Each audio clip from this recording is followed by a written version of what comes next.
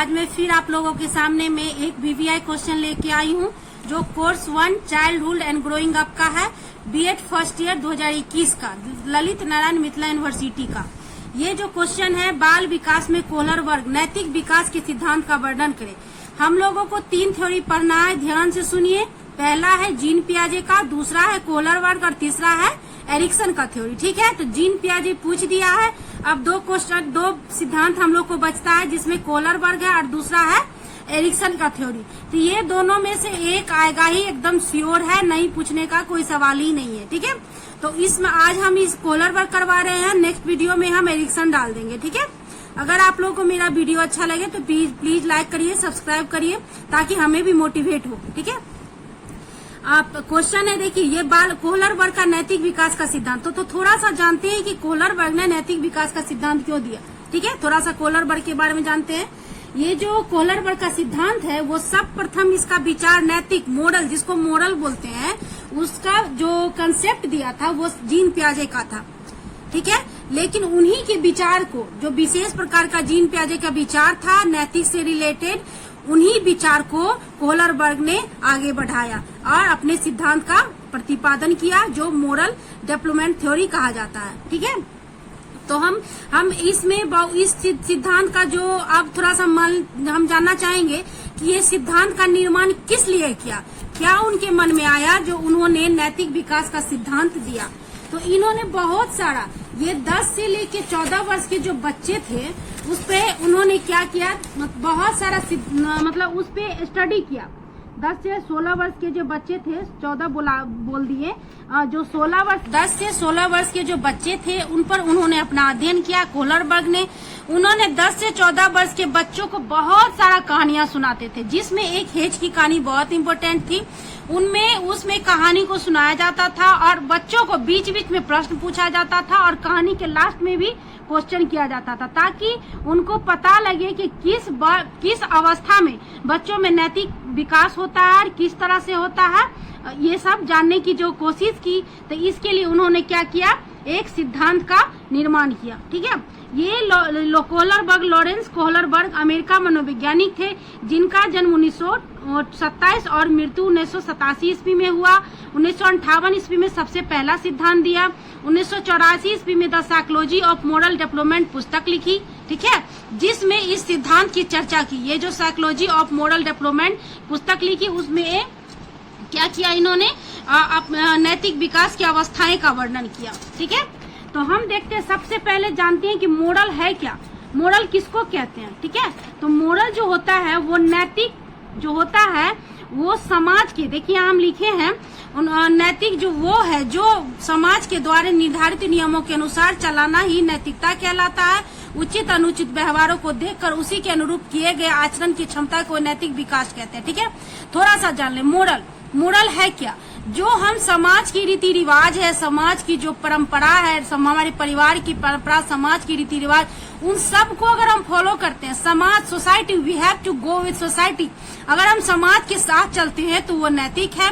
अगर हम समाज के विरुद्ध कार्य करते हैं, समाज का जो नियम है उसके अपोजिट काम करते हैं, तो वो अनैतिक कहलाता है। ठीक है, तो यही हो गया नैतिक विकास का सिद्धांत, जो है यही है कि किस अवस्था में बच्चों में किस तरह से नैतिक विकास होता है, ये इन्होंने कोहलर वर्ग ने इस सिद्धांत में बताया। ठीक है, तो हम थोड़ा सा चलते हैं नैतिक विकास की जो अवस्थाएं हैं। ठीक है, नैतिक अवस्था में इन्होंने थोड़ा नैतिक विकास की अवस्थाएं, ठीक है, इसमें थोड़ा सा गौर से सुनिए, बस मात्र 3 अवस्था है। ठीक है, 3 अवस्था को 3 उपभाग में बांट दिया, यानी 3 3 6 हो जाएगा। ठीक है, तो 6 अवस्था में इन्होंने दिखाया कि नैतिक विकास किस तरह से बच्चों में होता है। एकदम आसानी से थोड़ा सा ध्यान देखिए, पॉइंट एकदम याद रखिए, ये क्वेश्चन, ये जो सिद्धांत है कोहलर वर्ग का कंप्लीट हो जाएगा। ठीक है, एकदम आसान सा। पूर्व परंपरागत अवस्था, परंपरागत अवस्था, उत्तर परंपरागत अवस्था, 3 उपभाग है। ठीक है, 3 भाग है। ठीक है, तीनों का उपभाग है। अब है pre conventional stage, conventional stage and post conventional stage. ठीक है, अवस्था हो गया 4 से 10, 10 से 13 और 13 से 18।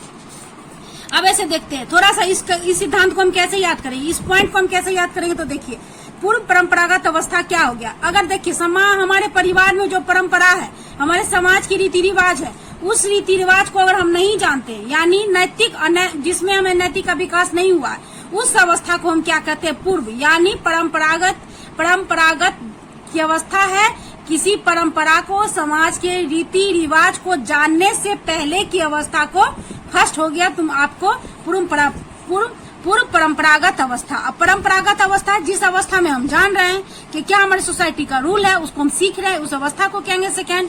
और तीसरा है उत्तर परंपरागत अवस्था। तीसरा यानी हम सीख चुके हैं परंपरा हमारी समाज की क्या है, हमारे घर की क्या परंपरा है, रीति रिवाज क्या है, ये जब सब सीख चुके हैं उसको हम उत्तर परंपरागत अवस्था कहते हैं। आसान सा है, पूर्व परंपरागत उत्तर अवस्था। फर्स्ट है पूर्व परंपरागत अवस्था 4 से 10। देख लीजिए, एज लिखना जरूरी है। 4 से 10 की अवस्था है बच्चों की, वो कैसे उसमें नैतिक विकास होता है देखिए गौर से।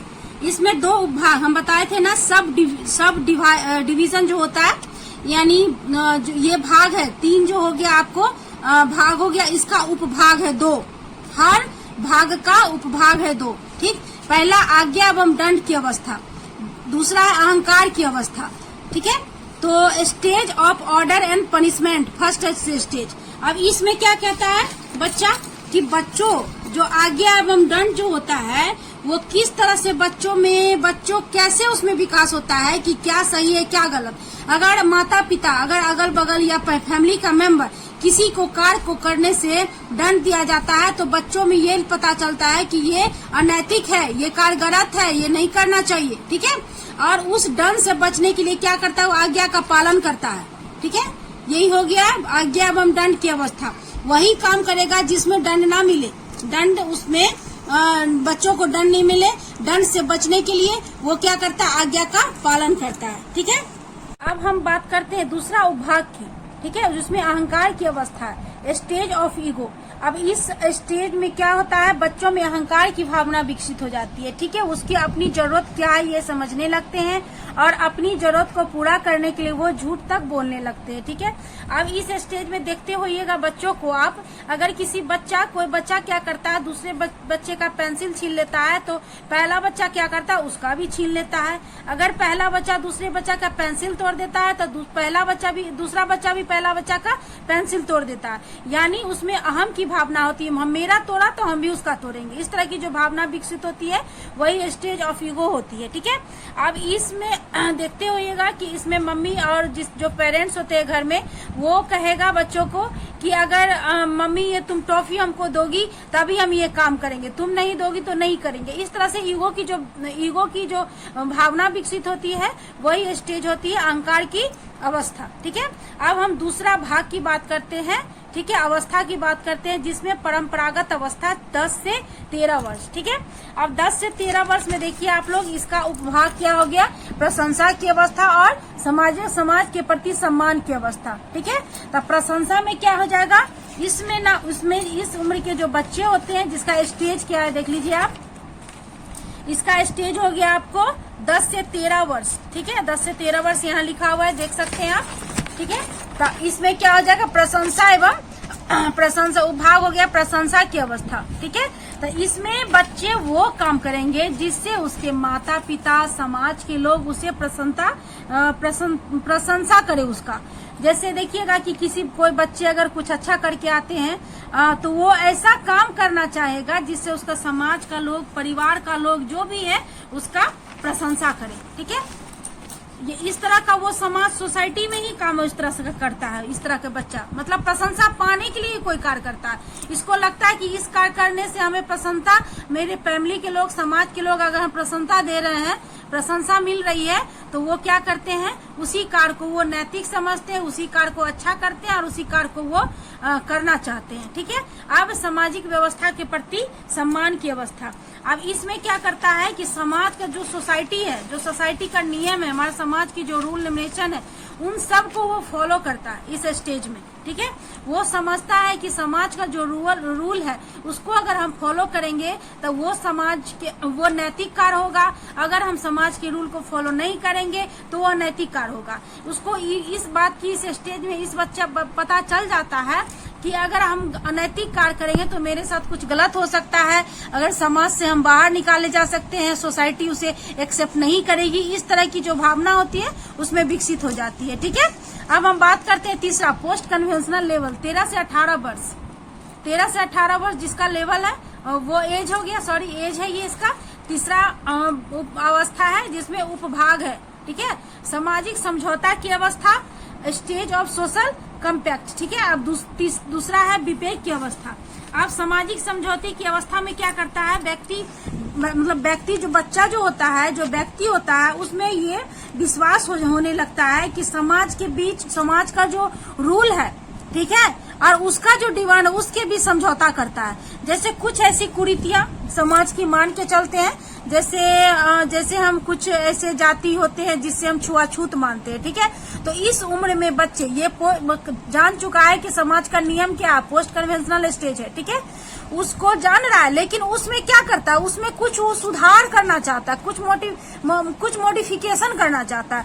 अगर कुछ ऐसे जनजाति है जिसे छुआछूत उसके मदर एंड फादर मानते हैं, तो उसको लगेगा कि नहीं, ये चीज नहीं मानना चाहिए, ये छुआछूत कुछ नहीं होता। इस तरह का जो है फैमिली के साथ वो समाज के सोसाइटी के रूल के साथ वो क्या करता है, समझौता करता है। ठीक है, यही स्टेज कहलाता है। ठीक है, अब सपोज मान के चलिए अदर कास्ट में कोई शादी अगर कोई करना चाह रहा है अदर कास्ट में, तो वो क्या करेगा, मम्मी पापा उसके अगेंस्ट होंगे कि नहीं करना है। ठीक है, और लेकिन वो बच्चा कहेगा, उसका जो इस स्टेज का जो बच्चा है वो क्या करेगा, समझौता करेगा कि नहीं, वो इस तरह से होने से कोई दिक्कत नहीं है। ठीक है, इस तरह से वो कुछ क्या करता है, समझौता करता है। ये स्टेज हो गया आप सामाजिक समझौते की अवस्था।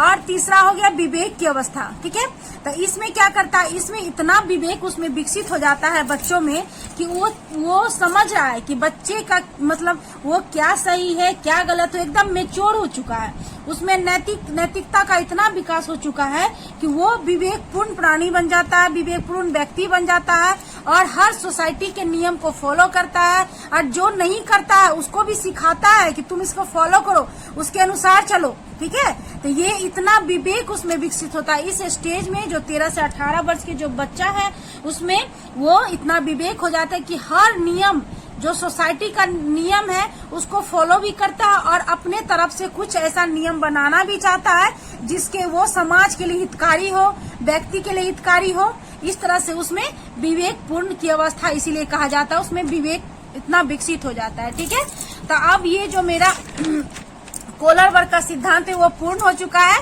ठीक है, इसमें कुछ नहीं है, बस तीन अवस्था है, तीन अवस्था को दो भागों में बांट दिया गया है। इस सब को समझ ले, और थोड़ा सा अगर अच्छी तरह से देखे तो थोड़ा सा डील कर ले, ज्यादा समझने का जरूरत नहीं है, एकदम अच्छे से याद हो जाएगा। और ये क्वेश्चन एकदम VVI है, मोस्ट एकदम पूछेगा ही पूछेगा, इसमें एकदम मतलब फिक्स है कि पूछेगा। ठीक है, अगर अगले वीडियो में हम आप लोग को एडिक्शन का बताएंगे।